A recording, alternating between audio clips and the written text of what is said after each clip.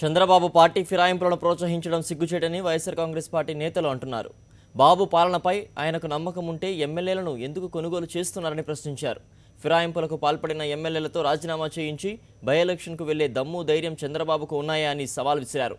ప్రకాశం జిల్లా ఒంగోలులో వైఎస్ఆర్సీపీ నేతలు చేపట్టిన సేవ్ డెమోక్రసీ ర్యాలీకి ప్రజాస్వామ్యవాదులు పూర్తి మద్దతు తెలిపారు.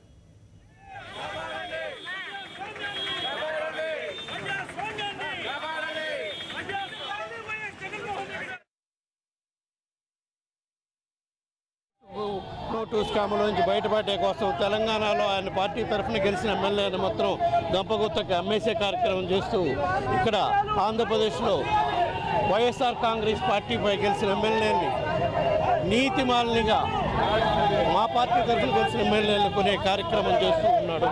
సంతలో పశువులను కొన్నట్టు. ఇది చాలా దారుణం. వీళ్ళందరూ డిస్క్వాలిఫై అవ్వాలి. వీళ్ళు పార్టీ మారిన వాళ్ళందరూ వైఎస్ఆర్ కాంగ్రెస్ పార్టీపై గెలిచి తెలుగుదేశం పార్టీలో చేర్చిన శాసనసభ్యులందరినీ కూడా డిస్క్వాలిఫై చేయాలి. మళ్ళా బై ఎలక్షన్స్ తప్పకుండా నియోజకవర్గాల్లో వైఎస్ఆర్ కాంగ్రెస్ పార్టీ అభ్యర్థులు అఖండ మెజార్టీతో గెలుస్తారు. ఈ విధంగా వాళ్ళని డిస్క్వాలిఫై చేయని దానికి నిరసనగా మేము న్యాయ పోరాటానికైనా చేస్తాం.